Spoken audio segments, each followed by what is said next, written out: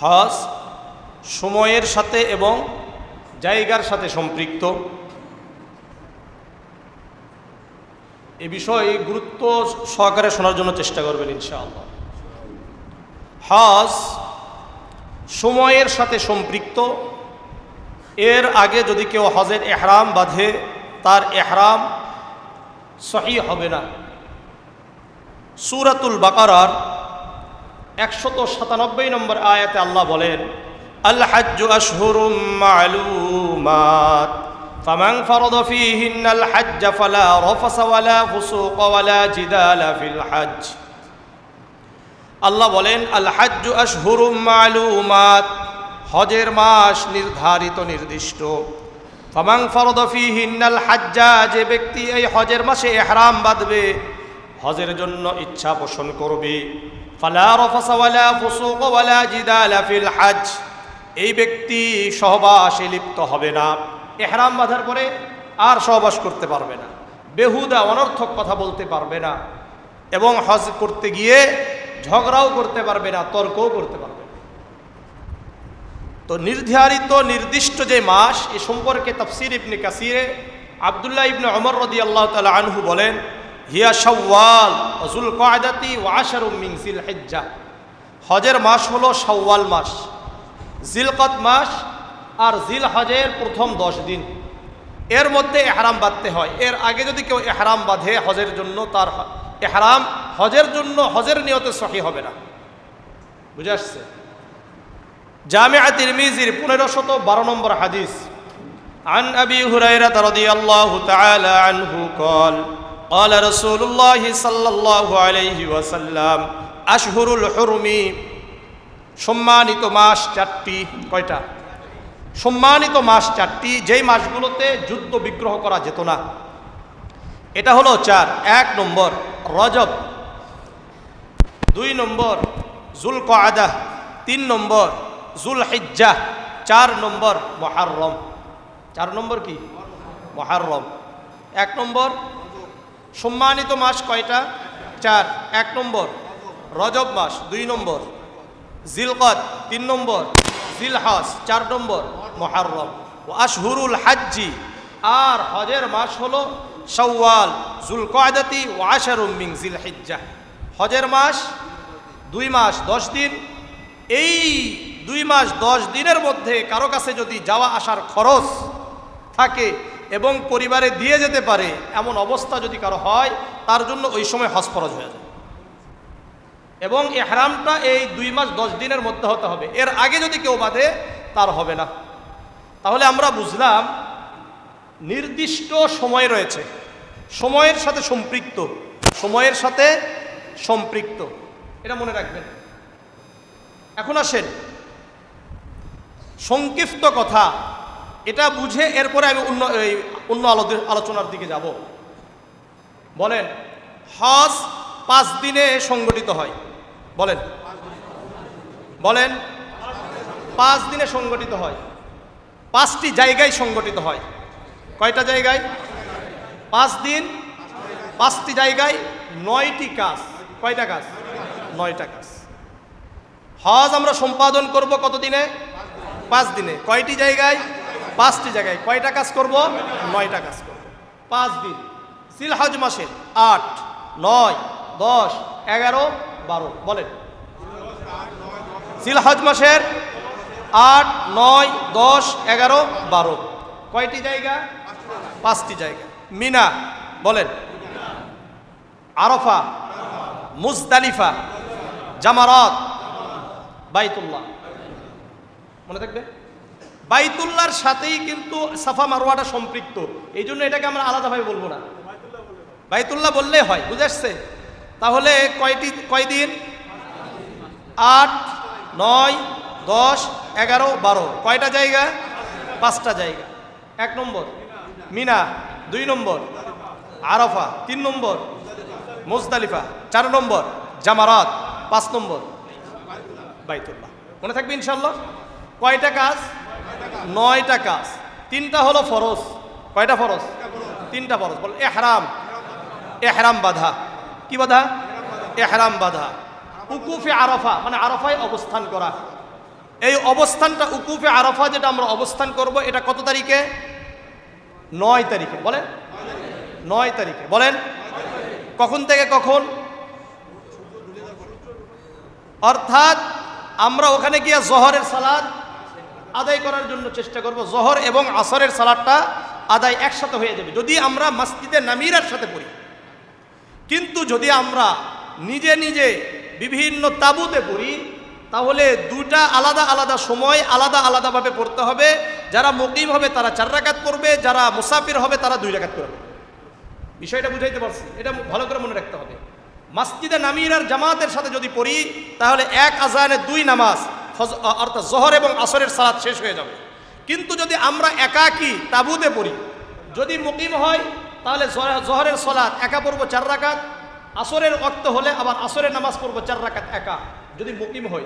যদি মুসাফির হই তাহলে জোহরের সময় 2 রাকাত, আসরের ওয়াক্ত হলে 2 রাকাত। কিন্তু মুসাফির হোক মুকিম হোক সবাই যদি মসজিদে নামিরার জামাতের সাথে পড়ে, তাহলে কয় আজান? এক আজানে 2 জামাআত একসাথে হয়ে যাবে। মনে থাকবে? তাহলে 9 তারিখ শেষ। এরপরে মুজদালিফা, সূর্য এখানে অস্ত চলে যাবে। মাগরিবের নামাজ আমরা আরাফায় পড়বো না। ও আরেকটা কথা মনে রাখতে হবে, আরাফার একটা সীমানা আছে, এই সীমানার মধ্যে ঢুকতে হবে। এই সীমানার মধ্যে যদি আপনি না ঢুকেন তাহলে আপনার হজ বাতিল হয়ে যাবে। মনে থাকবে? সূর্য অস্ত যাবে, তখন আমরা আরাফার ময়দান থেকে চলে যাব মুজদালিফায়। মাগরিবের নামাজ আর আপনি কোথায় পড়বেন না, আরাফাতেও পড়বেন না, রাস্তাতেও পড়বেন না, আপনি যাবেন কোথায়? মুজদালিফায়। ওখানে গিয়ে মাগরিবের নামাজ আর এশার নামাজ একসাথে পড়ে নেবেন। শেষ। তাহলে আমরা মিনাতেও শেষ হয়ে গেল, এরপরে আরাফাও শেষ, মুজদালিফাও শেষ। মুজদালিফাতে 10 তারিখে সূর্য যখন উদয় হবে, এখান থেকে আমরা চলে যাব জামারাতে। জামারায় গিয়ে 60টি কঙ্কর নিক্ষেপ করব। কোথায়? বড় শয়তান যেটাকে আমরা বলি, ঠিক আছে, যেটাই আপনারা বুঝে নেন। জামারাতের প্রথম জামারাতে আমরা কয়টা মারবো? 60টা কঙ্কর নিক্ষেপ করব। করে আমরা কোথায় চলে যাব? বাইতুল্লাহ চলে যাব। কোথায়? বাইতুল্লাহতে তওয়াফ করতে যাব। একটা আমি উদাহরণ দিচ্ছি, এটা মানে যেহেতু ইয়েটা আসতেছে তো ফরজগুলো এই জন্য বলতেছি। তাহলে আমরা মিনাতে করলাম, মিনা চলে গেলাম, এরপরে উকুফে আরাফা করলাম, মুজদালিফা আসেন, ইহরাম বাঁধা, উকুফে আরাফা করা, তাওয়াফুজ জিয়ারত। কি করা? তাওয়াফুজ জিয়ারত। এই 3টা কি? ফরজ। এখন আসেন ওয়াজিব। ওয়াজিবগুলো বুঝে নেন, এরপরে এটা আবার আরেকবার বলছি। ওয়াজিব 1 নম্বর মুজদালিফা অবস্থান করা। বলেন 1 নম্বর। 2 নম্বর জামারাই পাথর নিক্ষেপ করা। 3 নম্বর কুরবানি করা। 4 নম্বর মাথা মুন্ডন করা। নারীরা কি মাথা মুন্ডন করবে নাকি? মাথা মুন্ডন করবে না, তারা 1 ইঞ্চি কিছু ছেটে নিবে।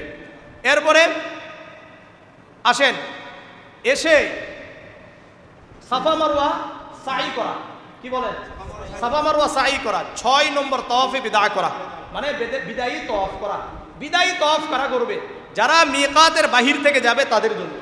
মক্কাবাসীদের জন্য বিদায়ী তাওয়াফ করা ওয়াজিব নয়, করাটা মুস্তাহাব। করাটা কি? আমাদের জন্য ওয়াজিব। আমাদের জন্য কি? ওয়াজিব। মনে থাকবে ইনশাআল্লাহ। তাহলে আমার সাথে আরেকবার বলেন, কয় তারিখ, মানে কয় দিন, কয় জায়গা, কয় কাজ? 5 দিন। 8 জিলহজের 8, 9, 10, 11, 12। কয় জায়গা? 5 জায়গা। 1 নম্বর মিনা, আরাফা, মানে আমি সিরিয়ালে বলতেছি কিন্তু, মিনা, আরাফা, মুজদালিফা, জামারাত, বাইতুল্লাহ। ঠিক আছে? কয় কাজ? 9 কাজ।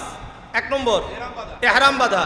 2 নম্বর মানে উকুফে আরাফা, ইয়া হিসাবে বলতেছি, আরাফার ময়দানে অবস্থান করা। এরপরে তাওয়াফুজ জিয়ারত করা, এটা ফরজ। এখন আমি ওই হিসাবে বলি, মানে সিরিয়ালটা বলি। মিনাই যাওয়া, আমি কোথায় গেলাম? প্রথমে 8 তারিখে ইহরাম বেঁধে কোথায় চলে যাব? মিনাই যাব। ওখানে গিয়ে 5 ওয়াক্ত নামাজ পড়বো। কয় ওয়াক্ত নামাজ? জোহর, আসর, মাগরিব, এশা, ফজর। 8 তারিখের জোহর, আসর, মাগরিব, এশা, এটা 8, মনে করলে আমাদের বাঙালি হিসাবে 8 তারিখ। ঠিক আছে? আর এরপরে 9 তারিখের ফজর। এরপরে সূর্য উদয় হয়ে যাবে, এখান থেকে আমরা রওনা দেব কোথায়? আরাফার ময়দানে চলে যাব। আরাফার ময়দানে গিয়ে জোহর আসর করব, মাগরিবে এশা পড়ব কোথায় গিয়ে? মুজদালিফায় গিয়ে। সূর্য যখন পরের দিন সকাল হয়ে যাবে, সূর্য উদয় হওয়ার আগে মাশআরে হারাম একটা জায়গা আছে, ওখানে একটু জিকির আজকার করা, ঠিক আছে? সূর্য উদয় হয়ে যাবে, চলে যাবো কোথায়? জামারাতে চলে যাবে, ওখানে গিয়ে পাথর নিক্ষেপ করব। কখন বলেন? সূর্য ঢলে যাওয়ার পরে। কখন বলেন? হ্যাঁ, এরপরে আমরা জামারাই করে কুরবানি করব। কি করব বলেন? কুরবানি করব। কুরবানির পরে মাথা মুন্ডন করব। মাথা মুন্ডন করার পরে ইহরামটা আমরা খুলে ফেললাম, খুলে ফেলে স্বাভাবিক অবস্থা হয়ে গেল আমাদের, গিয়ে তাওয়াফুজ জিয়ারতটা করে নিলাম। এই তাওয়াফুজ জিয়ারত আপনি অবশ্যই 10, 11, 12 তারিখের সূর্য অস্ত যাওয়ার আগেই করে নেবেন, ঠিক আছে ইনশাআল্লাহ। এরপরে তাওয়াফুজ জিয়ারত হওয়ার সঙ্গে সঙ্গে তাওয়াফুজ জিয়ারত শেষ মাকামে ইব্রাহিমে গিয়ে কয় রাকাত সালাত? 2 রাকাত সালাত। এই 2 রাকাত সালাতে সূরা কাফিরুন, সূরা কুল হুয়াল্লাহু আহাদ পড়া, এটা সুন্নত। অন্যগুলো পড়লে যে হবে না বিষয়টা এমন নয়, পড়াটা কি সুন্নত। মাকাম ইব্রাহিমের পিছনে পড়া এটা ভালো। যদি না পারেন তাহলে মসজিদে হারামের যেখানে পান সেখানে কি করবেন? চত্বরে পড়ে নেবেন। চলে গেলেন এরপরে কোথায়? সাফা মারওয়া সাই করতে। যে ইন্না সাফা ওয়াল মারওয়াতা মিন শাআইরিল্লাহ, সাফা থেকে শুরু হবে, মারওয়াতে কি হবে? শেষ হয়ে যাবে। বুঝে আসছে? তাওয়াফুজ জিয়ারত যখন আমরা করব, তখনই যখন তাওয়াফ করব, অবশ্যই প্রথম 3টা তাওয়াফ হবে কি রমল, একটু কি হেলে ধুলে হবে। পরের 4টা হবে কি স্বাভাবিক। পরের 4টা কি হবে? স্বাভাবিক, মনে থাকবে। আর ইস্তিবা করা, ইস্তিবা মানে হলো ডান ডান বগলের নিচ দিয়ে কাপড়টা চলে এসে বাম কাঁধের উপরে থাকবে, মনে থাকবে। আল্লাহ আমাদেরকে বোঝার তৌফিক দান করে। এটা হলো শেষ, আমাদের হজ কিন্তু হয়ে গেছে, সহজ বিষয়, বুঝে আসছে? এর উপরে যদি আপনি হজ করেন হজ হয়ে যাবে। এখন আসেন, 1 নম্বর আমি বলছি কাবা। কাবার সাথে কিছু সম্পৃক্ততা, কাবার সম্পর্কে আমাদের কিছু ফজিলত জানা দরকার। তারপরে মক্কা নগরী সম্পর্কে, মদিনা সম্পর্কে কিছু জানা দরকার। আমি আপনাদেরকে শেষ করে দিলাম, কারণ পরবর্তীতে এটা না পারলে মূলটাই ঠিক হয়ে যাবে, এই জন্য আগে আলোচনা করে দিলাম। আসেন, কাবা এটা খুবই গুরুত্বপূর্ণ, এটার সাথে সম্পৃক্ততা। আল্লাহ রাব্বুল আলামিন এই কাবার কিছু নাম দিয়েছেন, তোর মধ্যে একটা নাম হলো কাবা। এই ঘরের নাম কি? কাবা। সূরাতুল মাইদার 97 নম্বর আয়াত আল্লাহ বলেন, জাআলাল্লাহুল কাবাতাল বাইতাল হারামা কিয়ামান লিন-নাসি ওয়াশ-শাহরাল হারামা ওয়াল হাদিয়া ওয়াল কলাঈদ যালিকা লিতা'লামু আন্নাল্লাহা ইয়া'লামু মা ফিস সামাওয়াতি ওয়া মা ফিল আরদ ওয়া আন্নাল্লাহা বিকুল্লি শাইইন আলীম। আল্লাহ রাব্বুল আলামিন কাবাকে সম্মানিত ঘর হিসাবে স্থাপন করেছেন মানুষদের আশ্রয়ের জন্য। আমার আপনার সবার আশ্রয় কোথায়? কাবা, তাই না? এই জন্য এই ঘরের নাম হলো বাইতুল হারাম। এই ঘরের নাম কি? বাইতুল হারাম। এই ঘরকে বাইত বলা হয়। সূরা আলী ইমরানের 96 নম্বর আয়াত আল্লাহ বলেন, ইন্না আউওয়ালা বাইতিন উদিআ লিন-নাসি লাল্লাযী বিবাক্কাতা মুবারাকান ওয়া হুদাল লিল আলামিন। নিশ্চয় আল্লাহ রাব্বুল আলামিন সকল মানুষদের জন্য একটি আগে ঘর বানিয়েছেন, প্রাচীন ঘর বানিয়েছেন। ইন্না আউওয়ালা বাইতিন উদিআ লিন-নাস, মানুষের জন্য একটি ঘরকে নির্মাণ করেছেন সর্বপ্রথম। কোথায়? মক্কা নগরীতে। বাক্কা, বাক্কা মানে হলো মক্কার আরেকটা নাম বাক্কা। কি নাম? বাক্কা। কেন করেছেন? হুদান, মুবারক, বরকতপূর্ণ করে পুরা দুনিয়ার জন্য হুদান এবং পথ প্রদর্শক হিসাবে। এটা সর্বপ্রথম ঘর। এই ঘরের আরেকটা নাম হলো বাইতুল আতিক। নাম কি? বাইতুল আতিক মানে হলো প্রাচীন ঘর। সূরাতুল হাজের 29 নম্বর আয়াত আল্লাহ বলেন, ثم ليقضوا تفثهم وليوفوا نذورهم وليطوفوا بالبيت العتيق। তারা যেন অপরিচ্ছন্নতা দূর করে তাদের মান্যত যেন পূরণ করে নেয়, আর যারা তারা যেন প্রাচীন ঘরের তাওয়াফ করে, তারা যেন পরিচ্ছন্ন হয়ে যায় এবং তাদের যদি মান্যত থাকে মান্যতগুলো পূরণ করবে আর প্রাচীন ঘরের তাওয়াফ করবে। এটাকে বাইতুল আতিক কেন বলা হয়? জামিআ তিরমিজির 3170 নম্বর হাদিস, عن عبد الله بن الزبير رضي الله تعالى عنه قال قال رسول الله صلى الله عليه وسلم إنما سمي البيت العتيقة لأنه لم يظهر عليه جبار। এই ঘরের নাম বাইতুল আতিক এই জন্য রাখা হয়েছে, এর উপর কেউ রাজত্ব করতে পারে নাই, কর্তৃত্ব খাটাইতে পারে নাই। এই ঘরের উপর কারো কর্তৃত্ব পুরা দুনিয়াতে কেউ করতে পারে নাই, কোনো জালেম কেউ কর্তৃত্ব খাটাইতে পারে নাই আজ পর্যন্ত। কেউ এর উপরে আঘাত করতে পারে নাই। আব্রাহাম করতে চেয়েছিল, আল্লাহ তাআলা তাকে পুরা মাটির সাথে মিশিয়ে দিয়েছে। এই জন্য এই মক্কা মদিনার সাথে কেউ কিছু করতে পারবে না। আসতেছে সামনে হাদিসগুলো। বাইতুল আতিক পুরাতন ঘর, আগের সবচেয়ে প্রাচীন ঘর। সহিহ বুখারী 3366 কত 3366 নম্বর হাদিস। عن أبي ذر رضي الله تعالى عنه قال قلت يا رسول الله أي مسجد أزيع في الأرض أول আবু যর গিফারি রাদিয়াল্লাহু তাআলা আনহু বলেন, হে আল্লাহর রাসূল, দুনিয়াতে সর্বপ্রথম কোন মসজিদ নির্মাণ করা হয়েছে? সর্বপ্রথম কোন মসজিদ নির্মাণ করা হয়েছে? আল্লাহর রাসূল বললেন, আল মসজিদুল হারাম। মসজিদে হারাম কাবাকে আল্লাহ তাআলা সর্বপ্রথম নির্মাণ করেছেন। কুলতু সুম্মা আইয়ুন, আমি বললাম, হে আল্লাহর রাসূল, এরপরে কোন ঘরকে আল্লাহ নির্মাণ করেছেন? আল্লাহর রাসূল বললেন, আল মসজিদুল আকসা। মসজিদ আকসা বাইতুল মাকদিস। বাইতুল মাকদিস ওই ফিলিস্তিনের মসজিদ। এই জন্যই তো আমাদের কি এর প্রতি এত আগ্রহ। কুলতু কাম কানা বাইনাহুমা। আল্লাহর রাসূল কে আবু যর গিফারি রাদিয়াল্লাহু তাআলা আনহু বললেন, হে আল্লাহর রাসূল, এই কাবা আর মসজিদে হারাম, মসজিদে হারাম অর্থাৎ কাবা আর মসজিদ আকসা নির্মাণের মাঝে কতদিনের ব্যবধান রয়েছে? কতদিনের ব্যবধান? আল্লাহর রাসূল বললেন, 40 সানাতান, 40 বছরের ব্যবধান। কত? 40 বছরের ব্যবধান। এখন আল্লাহর রাসূল সাল্লাল্লাহু আলাইহি ওয়াসাল্লাম বলছেন, সুম্মা আইনামা আদরাকাতকাস সালাত ফালইসাল্লি। আইনামা আদরাকাস সালাতু বাদু ফাসাল্লিহু ফা ইন্নাল ফাজলা ফীহি।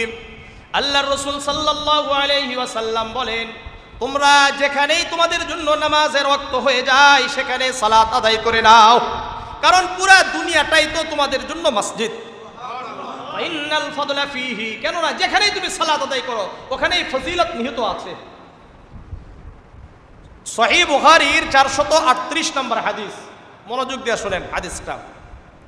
عن جابر بن عبد الله رضي الله تعالى عنه قال قال رسول الله صلى الله عليه وسلم أعطيت خمسا لم يعطهن أحد من الأنبياء قبلي।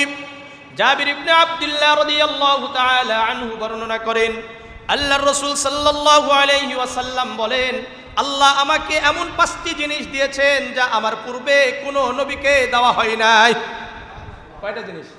5টা জিনিস দিয়েছেন যা আমার পূর্বে অন্য কোনো নবীকে দেওয়া হয় নাই। 1 নম্বর, নুসিরতু বির-রু'বি মাসিরাতা শাহরিন।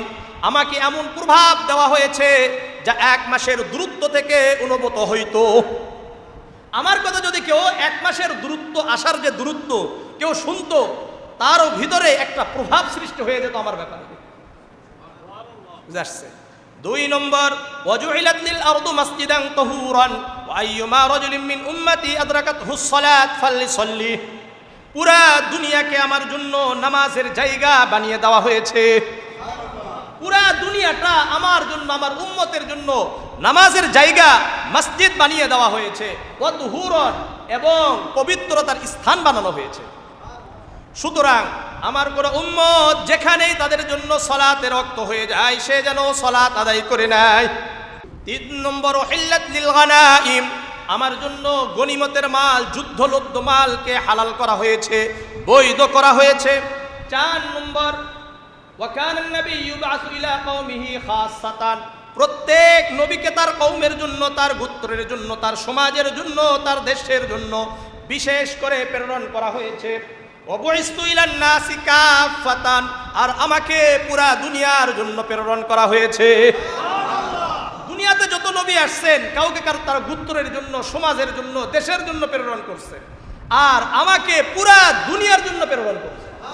ওয়ামা আরসালনাকা ইল্লা রাহমাতাল লিল আলামিন। আল্লাহ বলেন, আমি আপনাকে পুরা দুনিয়ার জন্য রহমত হিসাবে প্রেরণ করেছি। ওয়ামা আরসালনাকা ইল্লা কাফাতাল লিন-নাসি বাশীরা। আমি আল্লাহ পুরা দুনিয়ার মানুষের জন্য আপনাকে যথেষ্ট হিসাবে প্রেরণ করেছি। তো রাসূলকে পুরা দুনিয়ার জন্য প্রেরণ করেছেন। আর 5 নম্বর হলো উতিতুশ শাফাআতা। কিয়ামতের দিনে আমাকে শাফাআতের অধিকার দেওয়া হয়েছে। ব্যাপকভাবে আমি শাফাআত করব, সুপারিশ করব। কাদের জন্য করবেন? আমাদের জন্য করবেন ইনশাআল্লাহ।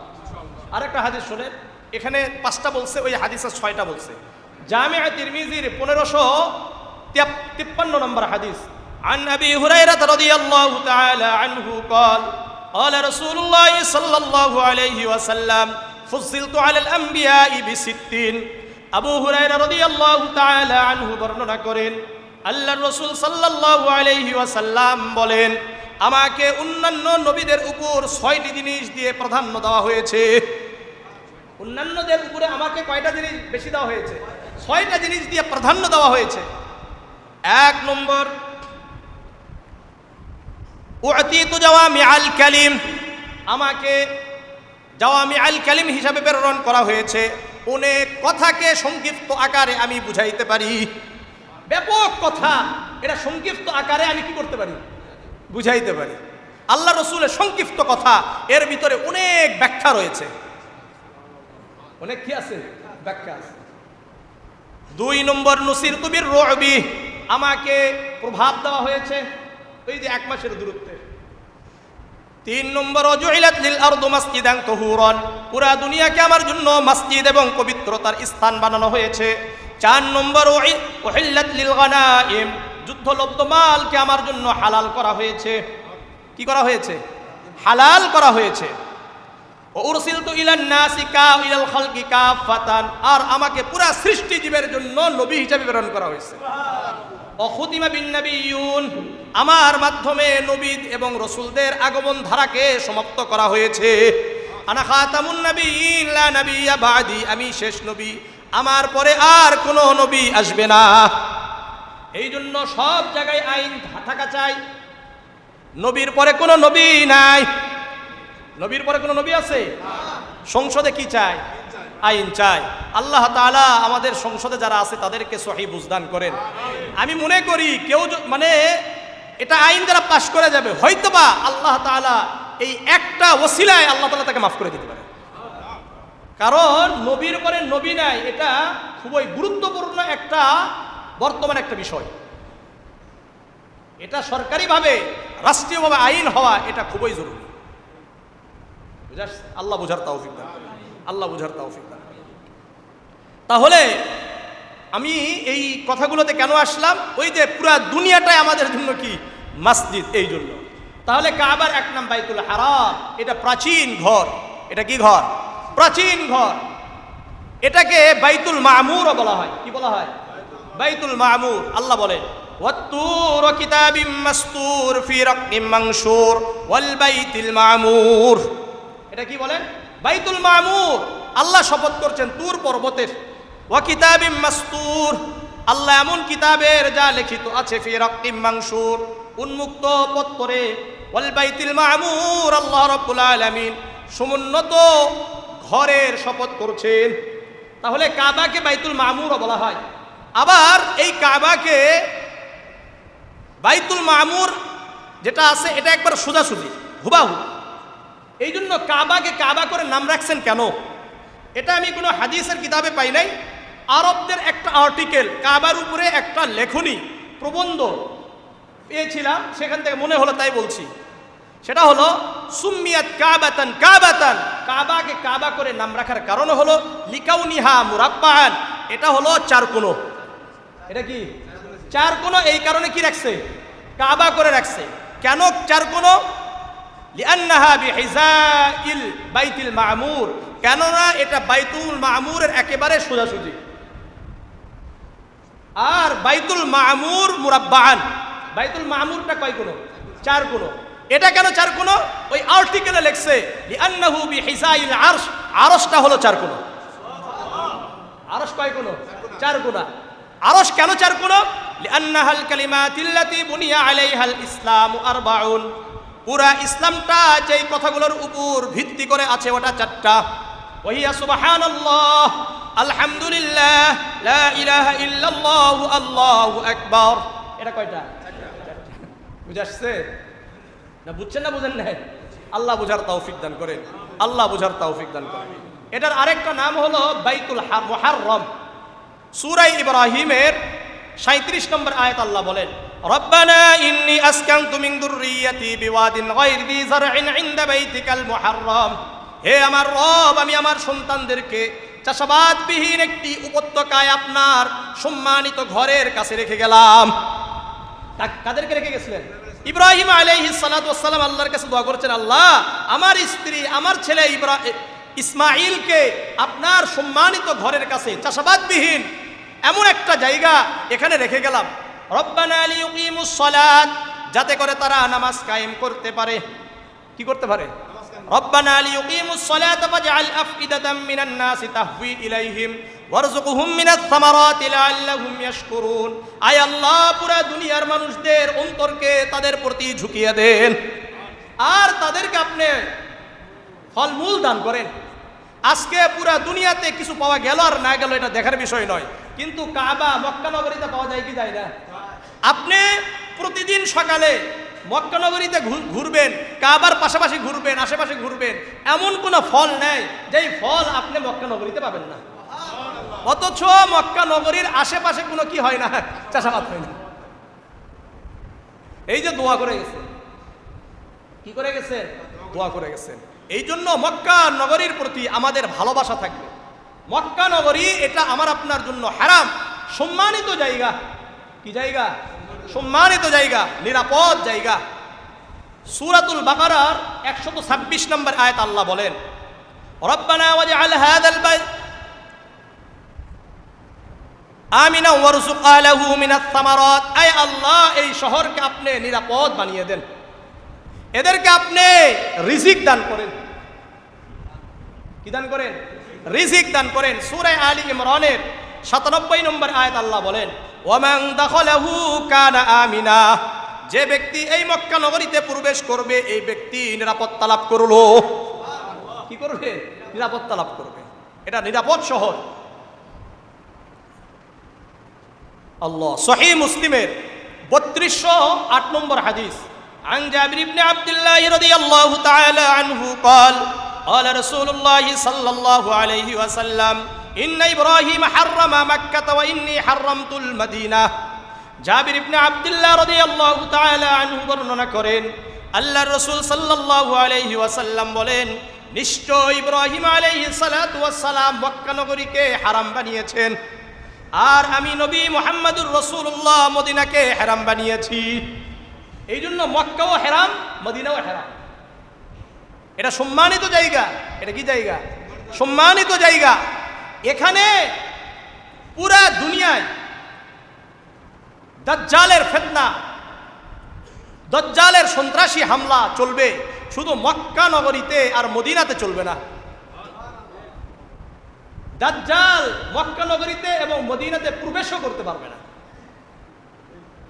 সহিহ বুখারীর 1879 নম্বর হাদিস, عن أبي بكرة عن النبي صلى الله عليه وسلم لا يدخل رعب المسيح الدجال لها يومئذ 7 أبواب وعلى كل باب ملكان।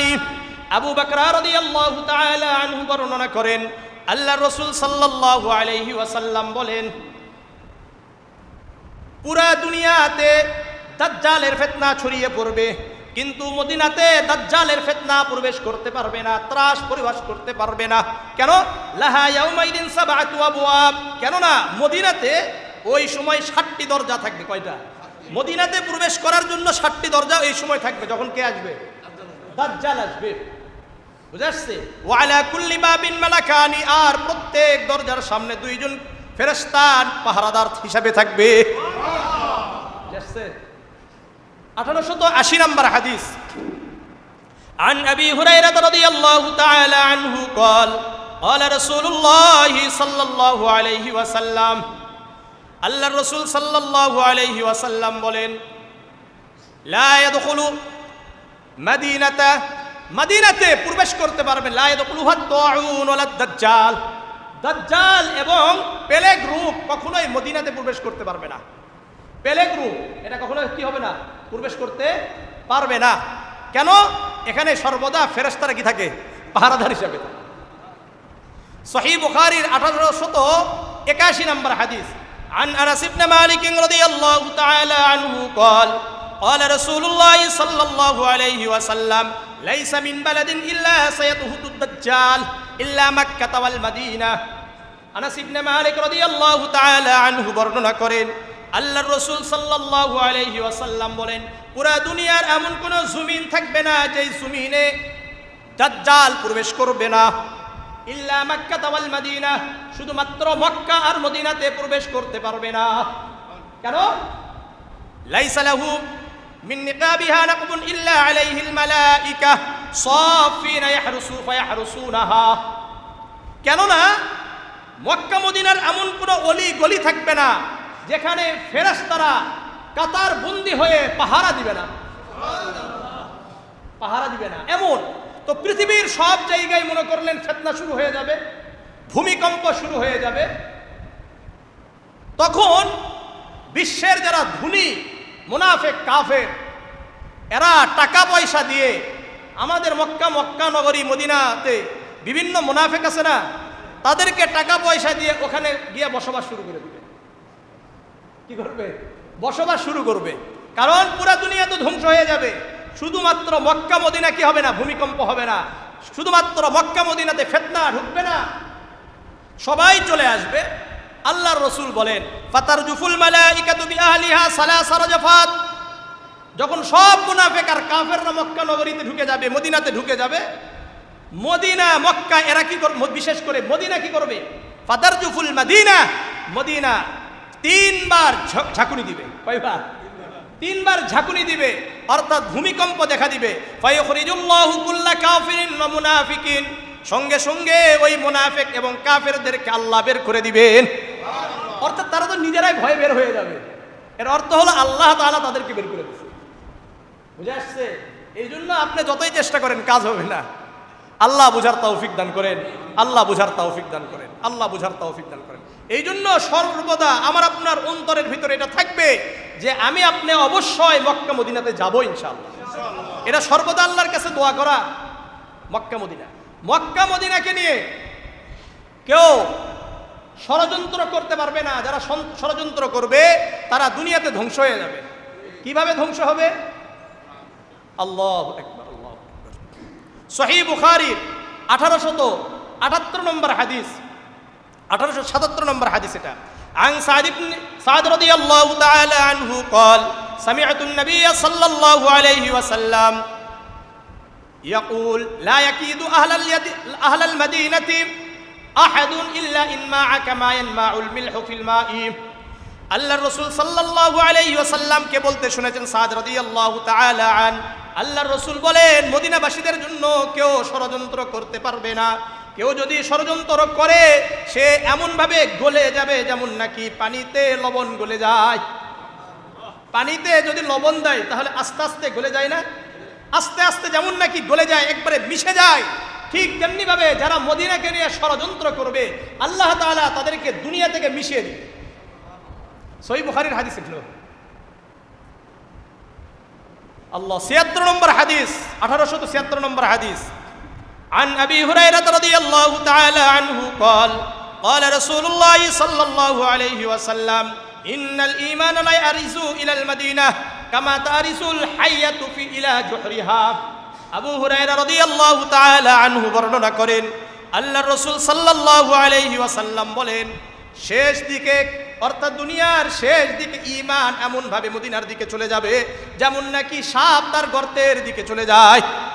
সাপ আপনি বের হোক না কেন, ওর কিন্তু সর্বশেষ আশ্রয়স্থল কোথায়? গর্তে। ঠিক তেমনি ভাবে ঈমানদার আর মুমিনদের সর্বশেষ স্থান হবে হলো মদিনা। কোথায়? মদিনা। এই জন্য মক্কা মদিনাতে যাওয়ার জন্য সর্বদা কি থাকতে হবে? আকাঙ্ক্ষা থাকতে হবে, আল্লাহর কাছে দোয়া করতে হবে। আর ওখানে গিয়ে আপনাকে আমাকে কেমন করে থাকবে? খুব নম্রতা ভদ্রতার সাথে থাকতে হবে। ওখানে গিয়ে গালিগালাজ করেন, ওখানে গিয়ে যেমন ইচ্ছা তেমন করে চলেন।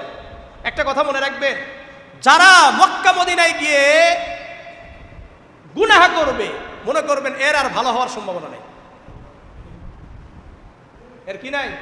ভালো হওয়ার সম্ভাবনা। আল্লাহ আমাদেরকে হেফাজত করেন। এই জন্য যারাই যাচ্ছেন, যারাই যাবে, খুব নম্রতা ভদ্রতার সাথে খুব ইহতিরাম নিয়ে মক্কা মদিনায় প্রবেশ করবে। খুব ইহতিরাম নিয়ে। সহিহ বুখারীর 1196 নম্বর হাদিস, عن أبي هريرة رضي الله تعالى عنه قال قال رسول الله صلى الله عليه وسلم ما بين بيتي ومنبري روضة من رياض الجنة ومنبري على حوضي। আবু হুরায়রা রাদিয়াল্লাহু তাআলা আনহু বর্ণনা করেন, আল্লাহর রাসূল সাল্লাল্লাহু আলাইহি ওয়াসাল্লাম বলেন, আমার ঘর আর আমার মিম্বারের মাঝখানটা হলো জান্নাতের বাগান। কি বুঝলেন? মনে করলেন রাসূলুল্লাহর ঘরটা হলো ওটা, ঠিক আছে, আর মিম্বারটা হলো এটা। এই যে জায়গাটা আছে মাঝখানের যে জায়গা, এটা হলো কি রাউযাতুম মিন রিয়াজিল জান্নাহ, জান্নাতের বাগান সমূহের মধ্যে একটি বাগান। ওয়া মিম্বারি আলা হাউজি, আল্লাহর রাসূল বলেন আমার মেম্বার হলো আমার হাউজে কাউসারের উপরে। অর্থাৎ মদিনার যে মেম্বার দেখবেন যেটাতে রাসূল বসতেন, ওটা লেখা আছে। ওখানে যখন ঢুকবেন, যারা ঢুকে, কয়েকটা দরজা আছে, সব দরজা কিন্তু কিনা রাউযাতুম মিন রিয়াজিল জান্নাতের দরজা না। এখন তো মনে করলেন আমাদেরকে খুশি করার জন্য ব্যাপক হারে বড় বানায় দিচ্ছে, কিন্তু আসলে ওটা না। লেখাই আছে ওখানে, মা বাইনা বাইতি ওয়া মিনবারি রাউযাতুম মিন রিয়াজিল জান্নাহ। বুঝাচ্ছে, সুন্দর করে হাদিসটা লেখা আছে।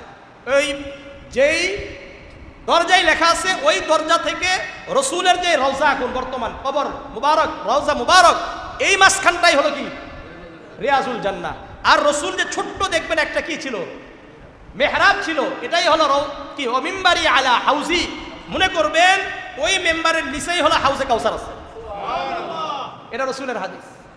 সুতরাং মদিনাতে তো আমাদের জন্য কোনো হজ বা উমরার বিধানের সাথে সম্পৃক্ত নয়, আমরা তো যাব আমার আপনার নবী মুহাম্মদুর রাসূলুল্লাহর ভালোবাসায়, ওই জায়গার, ওই জমিনের ভালোবাসায়। যেই জমিন আপনি চলবেন আর মনে করবেন আমার নবী এই রাস্তা দিয়ে চলছেন, আমার নবী এই রাস্তা দিয়ে চলছেন। আমার নবীর ভালোবাসার শহর হলো মদিনা শহর। এই জন্য মক্কা নগরী সম্পর্কে যতটা আপনি হাদিস পাবেন না, মদিনা সম্পর্কে অনেক হাদিস বেশি পাবেন। এই দেখেন সব হাদিসগুলো মদিনার ক্ষেত্রে আছে।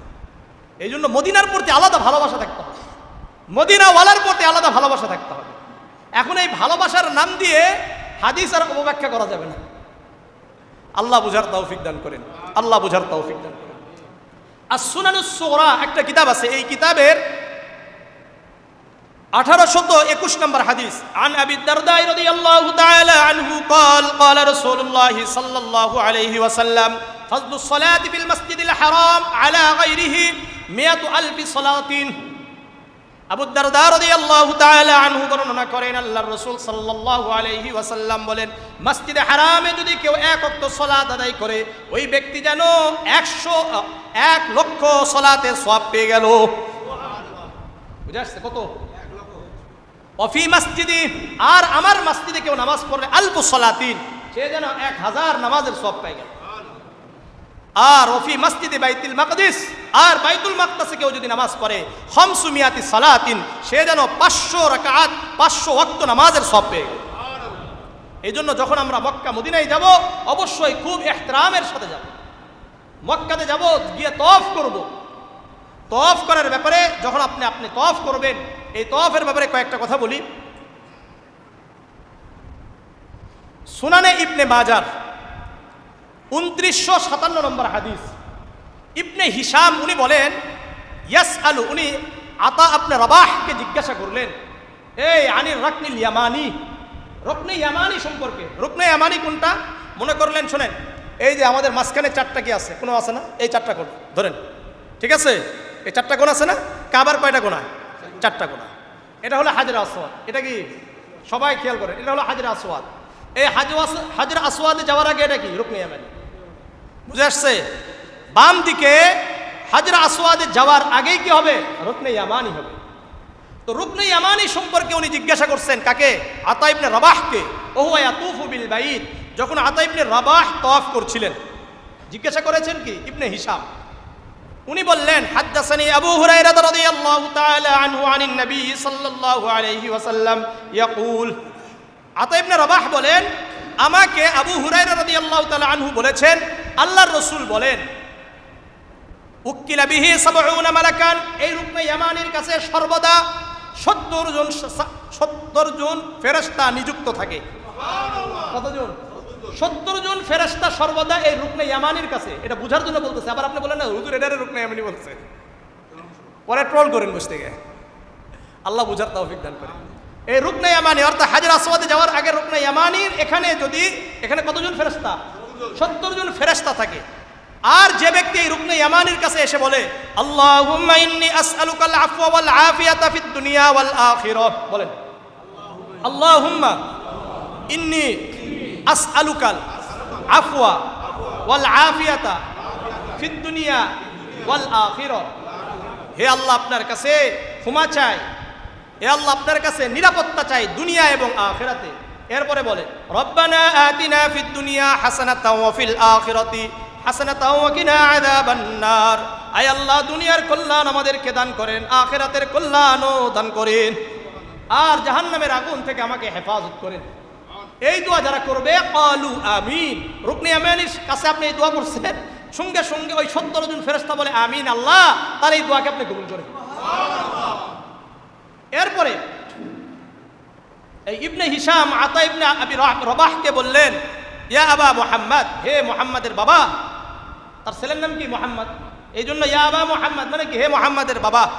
মা বালাগা ফি হাদা রুকনিল আসওয়াদ, এই যে রুকনে আসওয়াদ মানে কি হাজর আসওয়াদ সম্পর্কে তোমার ধারণা কি, মানে তুমি কি জানছো এই ব্যাপারে? আবার এই আতা বললেন হাদদাসানি আবু হুরায়রা রাদিয়াল্লাহু তাআলা আনিন নবী সাল্লাল্লাহু আলাইহি ওয়াসাল্লাম ইয়াকুল মান ফাওয়াজাহু ফাইন্নামা ইউফাইজু ইয়াদার রহমান, যে ব্যক্তি হাজর আসওয়াদের সামনাসামনি হয়ে গেল ওই ব্যক্তি যেন আল্লাহ তাআলার রহমতের হাতের সামনে হয়ে গেল। আপনি যখন হাজর আসওয়াদের সামনে হবেন তখন মনে করবেন আপনি রহমানের হাতের সামনে আছেন। কার? রহমান মানে কি আল্লাহ তাআলার হাতের সামনে, রহমতের সামনে রয়েছে। এরপরে আতা ইবনে রবাহ বলেন হাদদাসানি আবু হুরায়রা রাদিয়াল্লাহু তাআলা আনহু মান তাবা বিল বাইতি, আর যে ব্যক্তি এটার তওয়াফ করবে, কোনটা? এই ঘরের কাবার তওয়াফ করবে, ওয়ালা ইয়াতাকাল্লামু ইল্লা বিখাইরিন, আর অন্য কোনো কথা বলবে না, শুধুমাত্র কল্যাণকর কথা বলবে। ওয়ালা ইয়াতাকাল্লামু ইল্লা বিসুবহানাল্লাহ ওয়ালহামদুলিল্লাহ লা ইলাহা ইল্লাল্লাহু আল্লাহু আকবার ওয়ালা হাওলা ওয়ালা কুওয়াতা ইল্লা বিল্লাহ। সুতরাং এই হাদিস থেকে বোঝা যায় আপনি যখন কাবাকে বিশেষ করে রুকনে ইয়ামানি থেকে হাজর আসওয়াদ এর মাঝখানে কি দোয়া করবেন? আল্লাহুম্মা ইন্নী আসআলুকাল আফওয়া ওয়াল আফিয়াতা ফিদ দুনিয়া ওয়াল আখিরাহ রব্বানা আতিনা ফিদ দুনিয়া হাসানাতাও ওয়া ফিল আখিরাতি হাসানাতাও ওয়া কিনা আযাবান নার। আর বাকিটা সময় সুবহানাল্লাহ আলহামদুলিল্লাহ লা ইলাহা ইল্লাল্লাহু আল্লাহু আকবার ওয়ালা হাওলা ওয়ালা কুওয়াতা ইল্লা বিল্লাহ। এখন রাসূল বলেন মুহিয়াত আনহু আশরু সাইয়্যাত, তার 10টি করে গুনাহ মাফ করে দেওয়া হয়। ওয়া কুতিবাত লাহু আশরু হাসানাত, 10টি করে নেকি লেখা হয়। ওয়া রুফিআত লাহু আশরু দারাজাত, আল্লাহ রাব্বুল আলামিন তার 10টি মর্যাদা বৃদ্ধি করে দেন। তাহলে করা যাবে তো ইনশাআল্লাহ। এবং সুনানে আবি দাউদের 1892 নম্বর হাদিস আমর ইবনে শুআইব থেকে আব্দুল্লাহ ইবনে সাইব রাদিয়াল্লাহু তাআলা আনহু বলেন ইয়াকুল, আমি শুনেছি, সামিআতু মানে শুনেছি, ইয়াকুল রাসূলুল্লাহ সাল্লাল্লাহু আলাইহি সাল্লাম মা বাইনা রুকনাইন, অর্থাৎ রুকনে ইয়ামানি আর হাজর আসওয়াদের মাঝখানের যেই জায়গা, এখানে আল্লাহ রাসূল বলতেন রব্বানা আতিনা ফিদ দুনিয়া হাসানাতাও ওয়া ফিল আখিরাতি হাসানাতাও ওয়া কিনা আযাবান নার। মনে থাকবে তো ইনশাআল্লাহ। হাজর আসওয়াদ এটা খুবই গুরুত্বপূর্ণ বিষয়।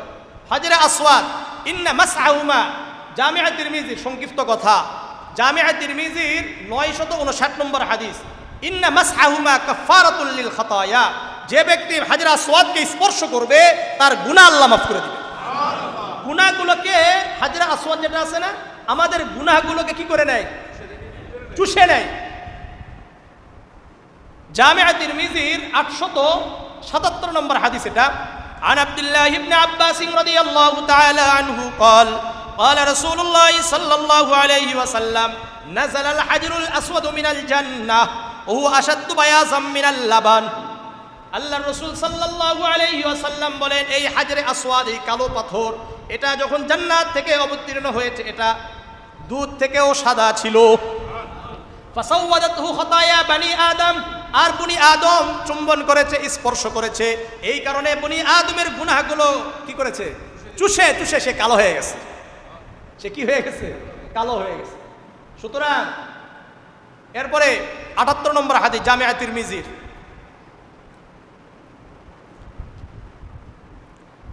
আমর ইবনুল আস রাদিয়াল্লাহু তাআলা আনহু থেকে বর্ণিত, রাসূলুল্লাহ সাল্লাল্লাহু আলাইহি ওয়াসাল্লাম বলেন, ইন্না রুকনা ওয়াল মাকামা ইয়াকুতাতানি মিন ইয়াকুতিল জান্নাহ। হাজরে আসওয়াদ আর মাকামে ইব্রাহিমের যে পাথর, এই দুইটি পাথর হলো জান্নাতের ইয়াকুতের দুটি পাথর। বুঝা যাচ্ছে? তমিসাল্লাহু নূরাহুমা, আল্লাহ তাআলা এদের যে আলো ছিল এটা নিষ্প্রভ করে দিয়েছে। ওয়ালাউ লাম ইয়াতমিস নূরাহুমা, আল্লাহ রাসূল বলেন যদি এগুলোর আলোকে নিষ্প্রভ না করে দিত, লা আযাতা মা বাইনাল মাশরিক ওয়াল মাগরিব, পূর্ব পশ্চিমকে আলোকিত করে দিত। হাজরে আসওয়াদ সম্পর্কে আরেকটা হাদিস শুনেন, 961 নম্বর হাদিস জামিআ তিরমিজির, রাসূল করিম সাল্লাল্লাহু আলাইহি ওয়াসাল্লাম বলেন, ওয়াল্লাহি লা ইয়াবআসান্নাহুল্লাহ ইয়াউমাল কিয়ামাহ, আল্লাহ তাআলা কিয়ামতের ময়দানে এই হাজরে আসওয়াদকে উঠাবে, এই হাজরে আসওয়াদকে প্রেরণ করবে। লাহু আইনান ইউবসিরু বিহিমা, তার দুটো চোখ থাকবে, এই দুটি চোখের মাধ্যমে সে দেখবে। কানুন ইয়ানতিকু বিহিমা ইয়ানতিকু বিহা, তারকে আল্লাহ তাআলা জবান দিবে, এই জবানে কথা বলবে। ইয়াশহাদু আলা মান ইসতালামাহু বিহাক্কিন, আর যারা তাকে অন্তরের অন্তঃস্থল থেকে ইখলাসের সাথে স্পর্শ করেছে, চুম্বন করেছে, তাদের ব্যাপারে আল্লাহর কাছে সাক্ষ্য দিবে। বুঝে আসছে? এই জন্য আমরা কি করবো? ইনশাআল্লাহ হাজরে আসওয়াদকে চুম্বন করার জন্য চেষ্টা করবো তো ইনশাআল্লাহ, স্পর্শ করার জন্য চেষ্টা করবো তো ইনশাআল্লাহ। এই জন্য ওখানে গিয়ে মারামারি করবো, করবেন না? মারামারি করবেন? আল্লাহ রাব্বুল আলামিন আমাদের সবাইকে কবুল করে। টেকনিকে গেলে ঠিকই হাজরে আসওয়াদের চুম্বন করা যায়। বুঝে আসছে? ওখানে গিয়ে গবেষণা করতে হয় কিভাবে হাজরে আসওয়াদকে চুম্বন করা যায়। আপনি ঠেলাঠেলি করলে পারবেন না, ঠেলাঠেলি করলে পারবেন না। আমি একবার গিয়ে 4 বার চুম্বন করছি। উমরায় গিয়ে কয়বার করছি? 4 বার করছি। আমাদের আব্দুল সামাদ মুর্শেদ ভাই পারে না, ঘুরে ওরা নিয়ে করাইছে একবারে সোজা। কিছু টেকনিকে গেলে সোজা হয়ে যায়, টেকনিক না করলে কি হবে না? সোজা হবে না। তো যাই হোক, ওখানে গিয়ে মারামারি করা যাবে না, টেকনিকে গিয়ে হলে হলো, না হলে না। আপনি এরকম করেই চলে আসবেন, ঠিক আছে ইনশাআল্লাহ। তওয়াফ শুরু হবে কিভাবে বলেন? হাতের বাম দিকে থাকবে ওই যে সবুজ একটা কি আছে, লাইট আছে, এখান থেকে বিসমিল্লাহ আল্লাহু আকবার বলে আমাদের কি হবে? তওয়াফ শুরু হবে। হাজরে আসওয়াদ থেকে শুরু, হাজরে আসওয়াদের কাছে আসলে কয়টা তওয়াফ? কয়টা হলো? একটা চক্কর হইল। এইভাবে কয়টা চক্কর হইতে হবে? 7টা চক্কর হলে এক তওয়াফ। 7টা চক্কর হলে কয় তওয়াফ? একটা তওয়াফ। আল্লাহ রাব্বুল আলামিন আমাদের সবাইকে বাইতুল্লাহ যাওয়ার তৌফিক দান করেন, মসজিদে নববীতে যাওয়ার তৌফিক দান করেন।